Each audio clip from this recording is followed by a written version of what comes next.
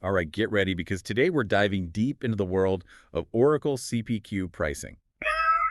You sent over a whole stack of technical documents on this thing, and uh, Okay. well, our mission today is to extract the most useful bits for everyone listening.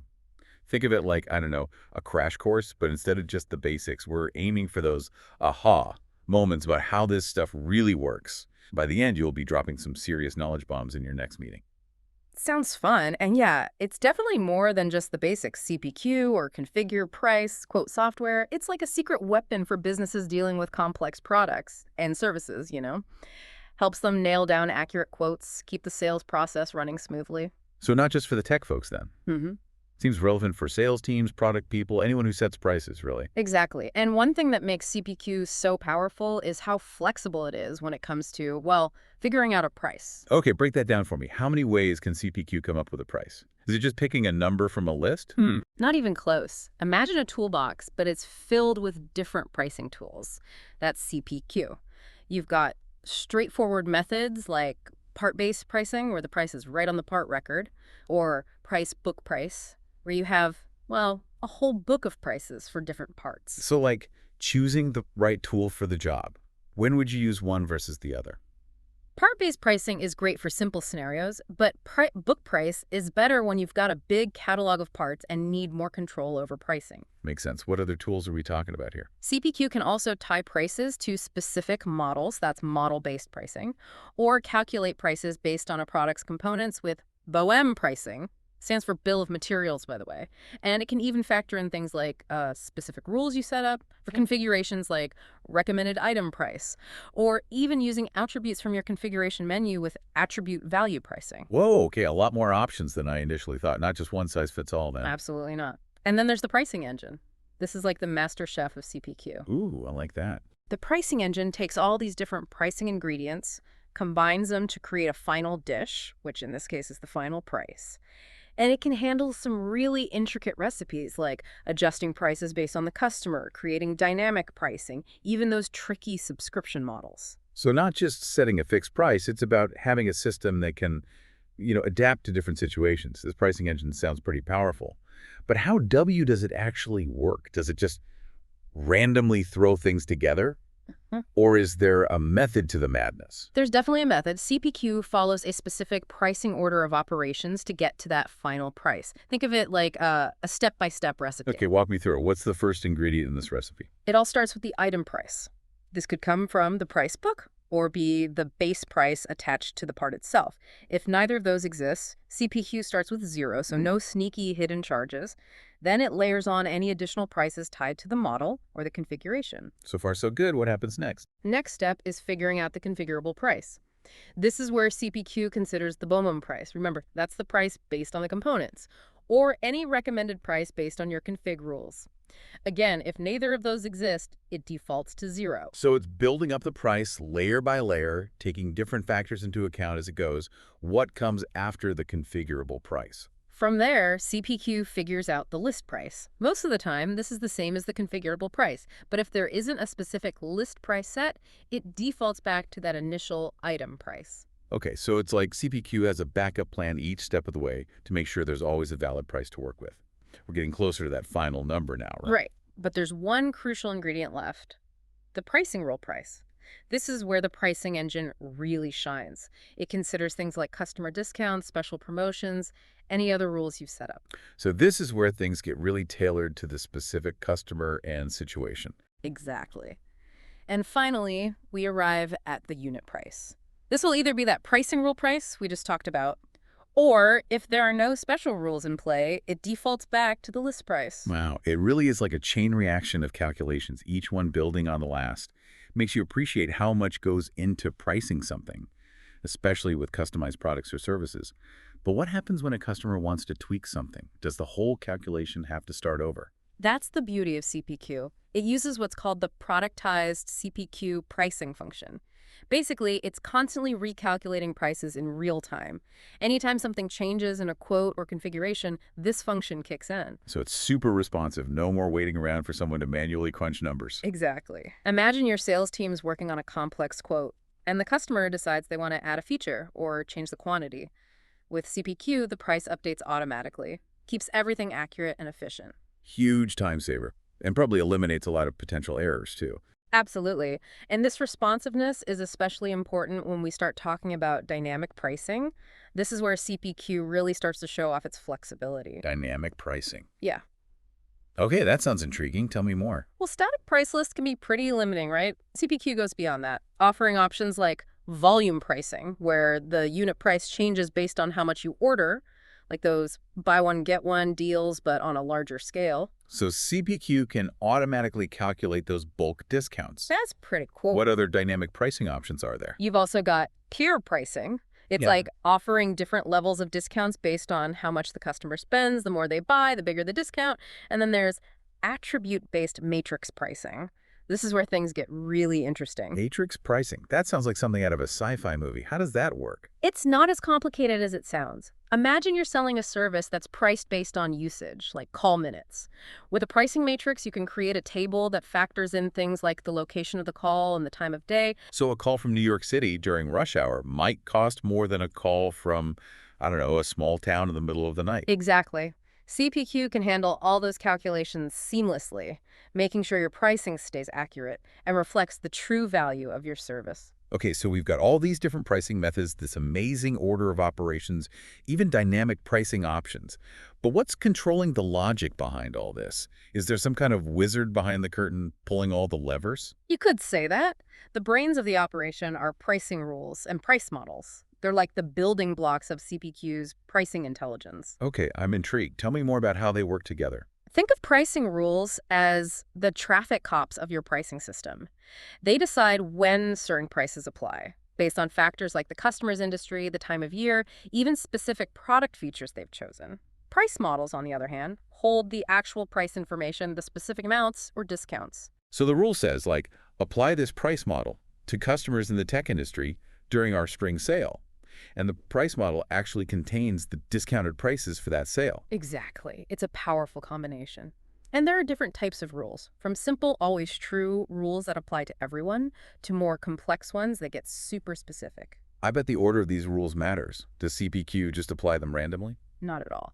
CPQ evaluates rules and models in a specific sequence, so the order can really impact that final price calculation. It's like a carefully choreographed dance. This is all starting to make a lot more sense now. Amazing how much goes on behind the scenes to come up with that final number on a quote. But what happens when you've negotiated a special price with a particular customer? Does CPQ just throw all those carefully crafted rules out the window? Great question. That's where pricing agreements come in. These are basically contracts that capture those special pricing deals, ensuring that your key accounts always get the agreed-upon pricing. So it's like having a VIP pass for certain customers. Exactly. CPQ links these agreements to specific accounts and makes sure they're applied during the pricing calculation. It's like having a special set of rules that override the standard ones for those VIPs. That's really smart. It ensures consistency, prevents any accidental pricing mishaps. Right. And it's particularly useful for businesses that rely heavily on negotiated deals or have complex pricing arrangements with certain customers.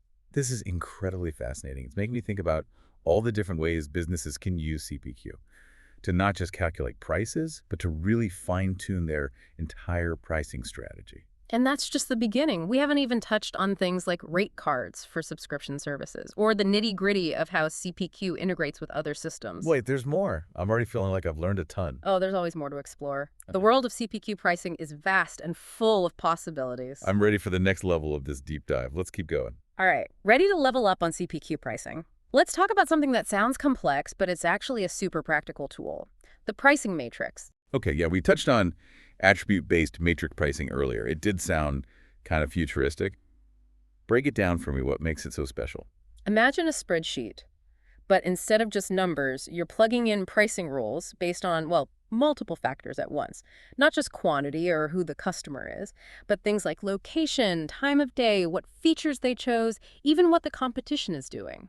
So dynamic pricing, but on steroids. You Yeah. can get really granular with it. Exactly. You can set super specific rules for like each unique combination of these factors. It gives you incredible control. Let's say you're a telecommunications company offering data plans. Okay, I'm following. Lots of variables there. Right. With a pricing matrix, you build a table.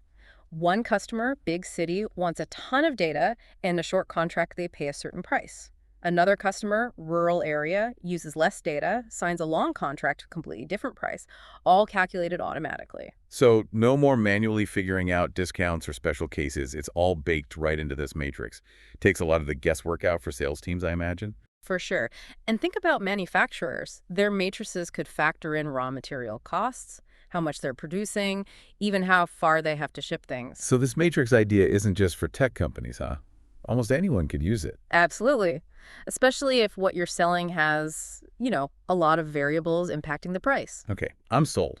How do I get started building one of these magical matrices in CPQ? First, you design pricing matrix templates. Think of it like a blueprint. What factors are going into your matrix? What values are allowed for each factor? So you're defining the structure before you even start putting in prices. Right, then it's like filling in the cells of that spreadsheet, but with rules instead of just numbers. CPQ has tools to make this whole process pretty user-friendly. What if I've already got pricing matrices in another system? Starting from scratch sounds daunting. No problem. CPQ is great at migrating data. Export your old matrix and import it right in. Nice. So we've tackled matrices. But earlier you mentioned rate cards for subscription services, and that piqued my curiosity. What's the deal with those? Ah, rate cards. They're the key to handling usage-based billing, where the final price depends on how much of a service someone actually had to be USES. Like mobile data, cloud storage, that kind of thing, Yeah. where you don't know the price until the end of the month. Exactly. Think of it like paying for your gym on a per-visit basis, Yeah. instead of a flat monthly fee. Okay, that makes sense. So rate cards are all about flexibility too. Totally. You can have different pricing tiers depending on how much someone uses. Set Huh. custom billing periods, even factor in things like peak versus off-peak usage. So a telecom company could charge more for data during busy hours, or a cloud provider could give a discount for storing data overnight.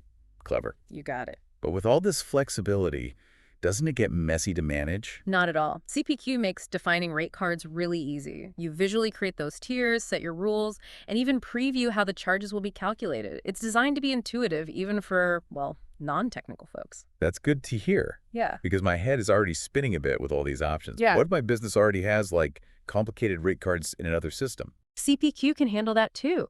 Migrate those right in and map them to the CPQ structure.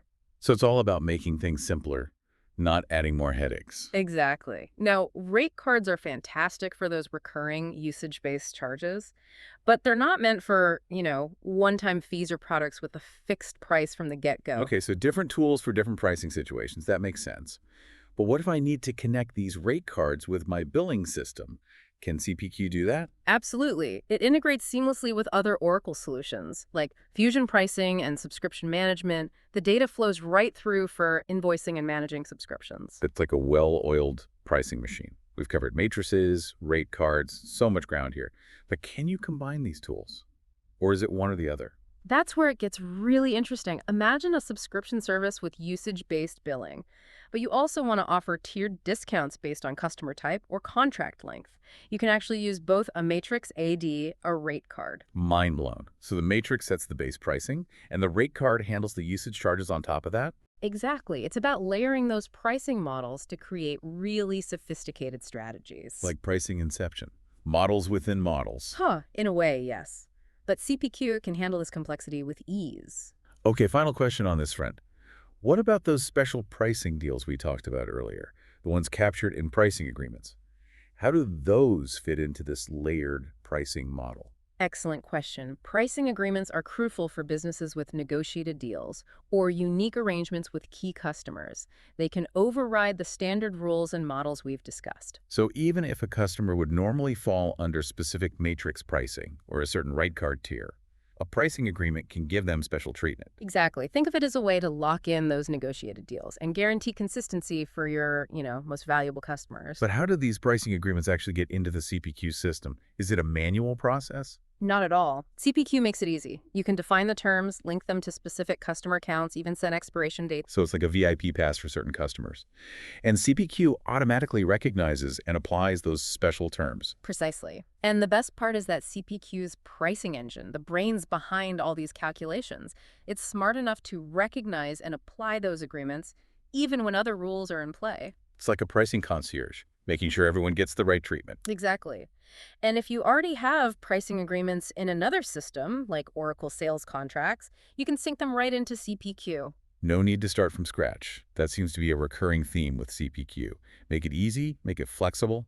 Right. And remember, pricing agreements can be used in combination with other tools. A base discount from an agreement, then a matrix on top of that, maybe even a rate card for good measure. Wow, the possibilities are endless. But with so many moving parts, how does CPQ make sure that the final price is always accurate? That's where the magic of the pricing engine really comes into play. Yeah, it's like it's conducting this whole pricing orchestra. Aha, I like that. It's always evaluating those different factors. Pricing methods, rules, models, agreements, even things like real-time exchange rates, and it calculates that final price with incredible accuracy. So more than just a calculator. It's like making decisions based on all this complex logic. Exactly. It's looking at the context of each quote, each order, applying the right logic to get the right price. Like a super smart chef, knows which ingredients to use, how much of each, to make the perfect dish. Okay, makes sense. But how can businesses be sure this chef, this pricing engine, is configured correctly? What if it starts mixing up the ingredients or using the wrong amounts? That'd be a disaster. Well, that's where testing and validation come in.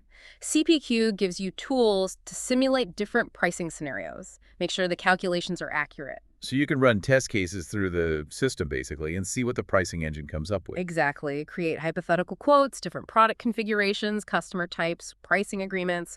Then you compare the calculated prices to what you expect them to be. Great way to catch any errors before they become a real problem. Absolutely. And CPQ even has auditing capabilities. So you can track the whole pricing process, see how that final number was determined, like a detailed recipe log showing every step. That kind of transparency is really important, builds trust in the system. Definitely. And it helps with things like compliance and reporting, too. Okay, so this pricing engine sounds incredibly sophisticated, but what happens when you need to make changes to your pricing data? Like adjust prices for a whole product line or update a pricing agreement?